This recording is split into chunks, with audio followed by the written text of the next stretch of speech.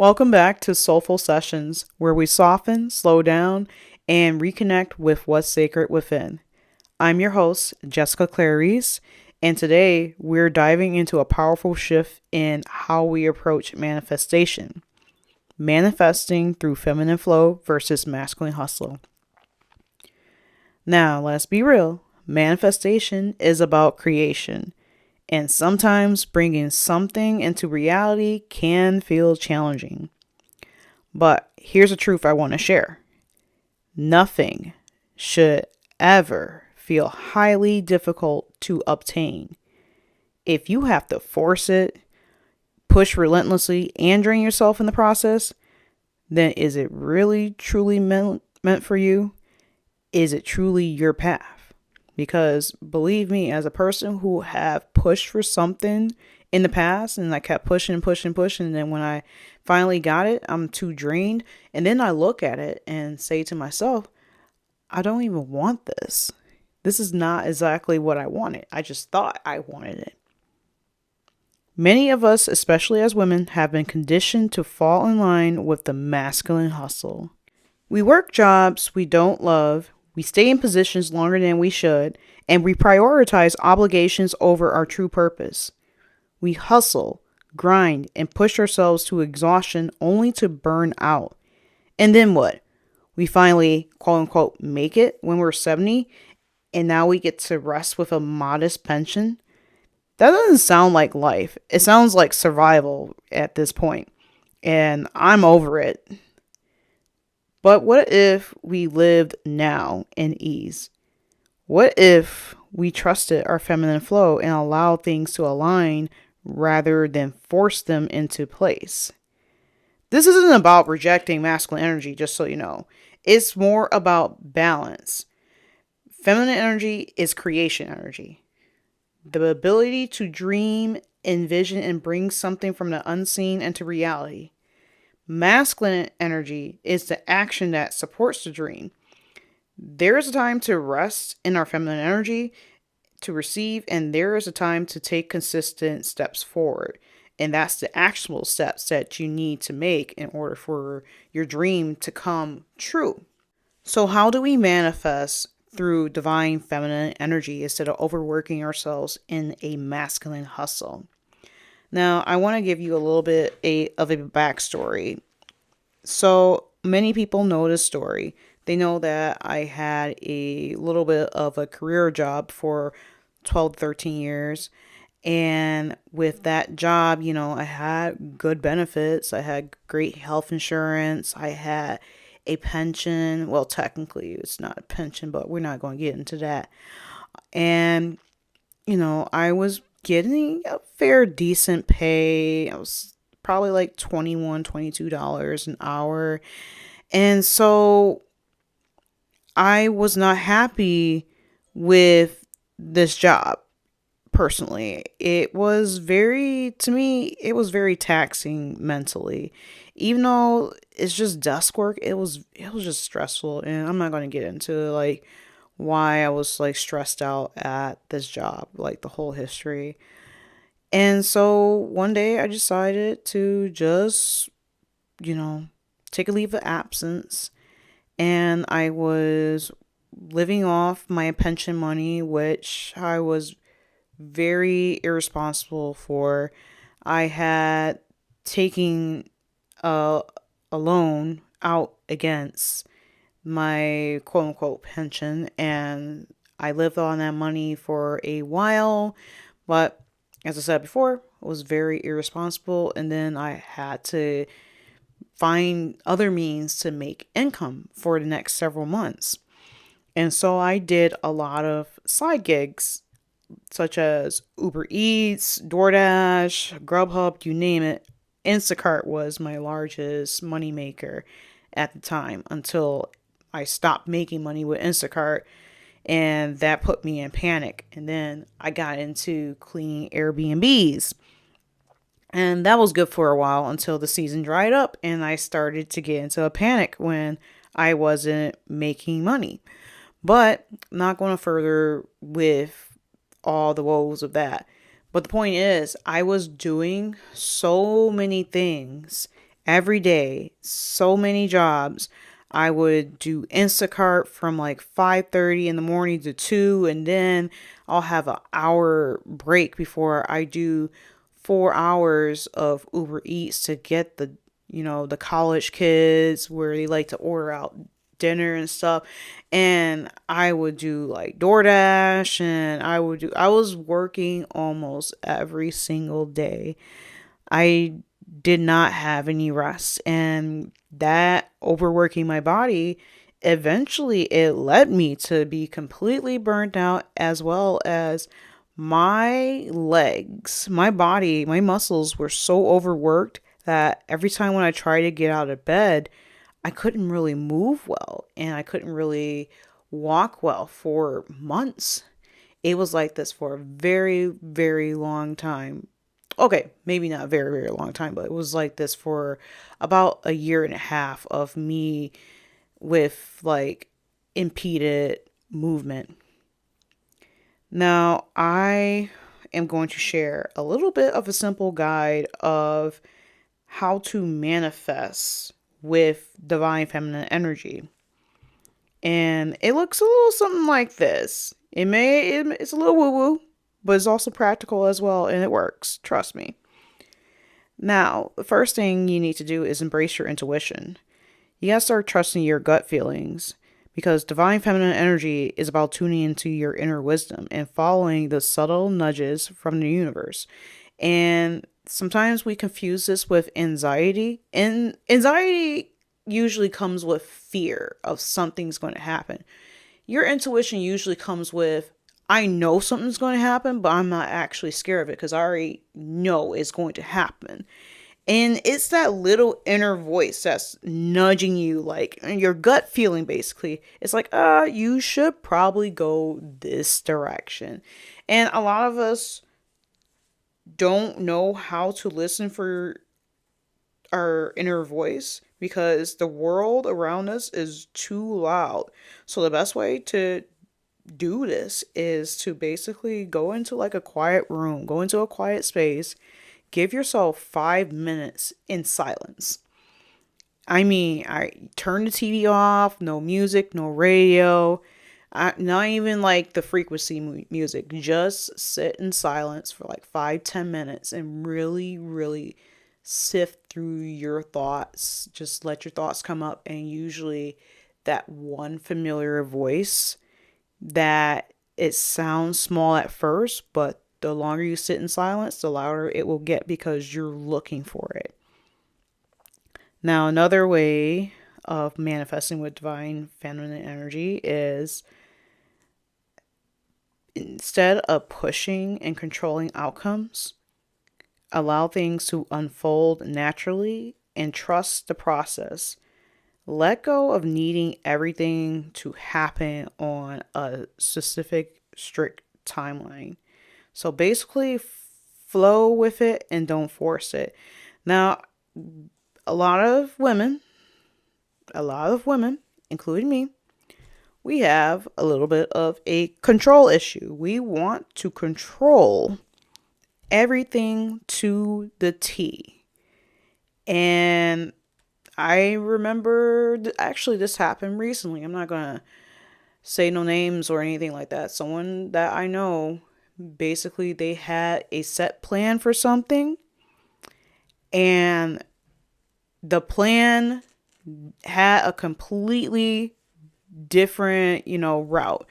Now they got the outcome they wanted. They got what they wanted, but it didn't happen the way that they wanted. So you have to work on being open to letting things unfold as they are, as you are working towards the goal. And yes, it may not happen exactly how you wanted it, but if you got the end result without dying, a win's a win. Now, the next is focus on how you want to feel when it comes to manifesting your desires. Visualize your goals and really feel the joy, love, or abundance you want to create. Emotions are a powerful tool for attracting what you want. If you don't like something, it's not going to come. But if you truly love something and truly have faith in it, law of attraction, it will come to you. And the more you visualize what you want and work towards it and make sure you're taking these actionable steps, the more you're going to get in a line with what you want. Now, the next step is nurturing yourself, which a lot of women fail to do, including me, from time to time. Self-care is key. When you take care of yourself and feel good, you raise your vibration, making it easier to attract positive things in your life. When you take care of yourself, and it's not just getting your hair and your nails done, but when you take care of not just your physical self to really connect with your inner knowing, it's also taking care of your spiritual and your mental self. Because if you cannot mentally think ahead a few steps, then you're not really going to get what you want in that's within the time frame that you desire. So always make sure you nurture yourself, because if the thing is it goes back to what I said last. If you don't want something, it's not really going to come. If you really want something, you love it, it's going to come. And with that love, it comes with loving yourself and taking care of yourself. You have to be at your highest good self in order for things to happen, expeditiously. Working with cycles. Just like the moon cycles, manifesting comes in waves. Use the new moon to set intentions and full moon to release what's blocking you. Be patient and trust in divine timing. Okay, let's expand on this a little bit. Now, when it comes to doing work all the way up to the moon, you are expanding and exploring your ideas. You're building upon that. And the new moon is basically the heightened point in time where the energy from your work just kind of just explodes out. And you keep working on that idea a little after the new moon. And then there's the time of rest and release up into the full moon. Now, the full moon is about, reflection. And did your ideas, were they good? Were they good ideas? Did you learn anything? Were there any challenges? This is a point of reflection, not manifestation. You are going to sit with what's going on. What have you been doing? And yes, be patient and trust in divine timing. But just remember, just because you're waiting on something with divine timing doesn't mean to twiddle your thumbs and not do anything at all. Next, we have collaborate and connect. Surround yourself with supportive women or a community. Manifesting with others amplifies your energy.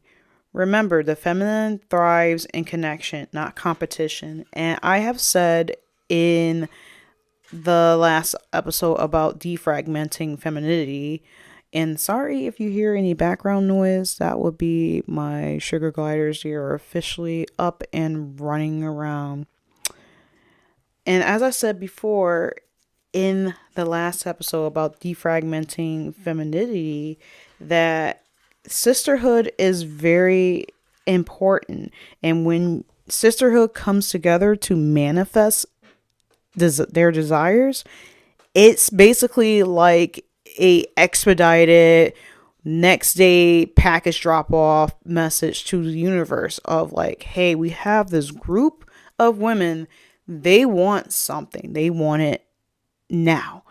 And the universe is like, oh, wow. The voice of one becomes the voice of many. And that many, when you have numbers, it can move mountains. And so when you are trying to manifest something, having that supportive energy, it fills more of your cup more than ever. Not to say you're not filling your own cup, but you want that cup to be overflowing, because that overflow is the extra stuff that you can give to other people too, without taking from your own self. Next and last, we have surrender and trust. After you set your intentions, let go of control, trust that the universe is bringing you what's meant for you, and know that everything will come in perfect timing. So this is the one thing that is very difficult for even men have a difficult time doing this. Surrendering to what is unknown. Now, surrendering doesn't mean to give up. It means to basically let go of control. If something is not exactly going your way, we're not going to fight. We're not going to force it. We are going to basically be like a leaf on a river and just flow wherever we're going, because the current will take us to our destination. And sometimes certain things happen, which is meant as a redirection to really look into what we are doing in order to stay on the path. Like, not everything is here to block you and stop you from what you're doing. Sometimes we believe these minor inconveniences are like the devil's work, but in all reality and honesty, it's just the universe like, hey, you're kind of veering off, off left. We need you to be more in the center. So we're doing this to keep you in the center. Like, think of basically when you're bowling, maybe you're not the best bowler, so you got the bumper guards up. And the universe is like the bumper guards. I said bumper guards, sorry. The bumper guards. And it's trying to bounce you and keep you in the lane so you won't go in the gutter. No one wants to be in the gutter. Who wants to be in the freaking gutter? So the universe will sometimes send, these minor inconveniences to kind of be like, hey, we're redirecting you. We're putting you in a different direction to stay on the path of the goal that you want. And that's why releasing control, trying to like let go a little bit, is very helpful. And you have to trust that the universe is going to provide for you, as long as you are providing, the energy towards your mission.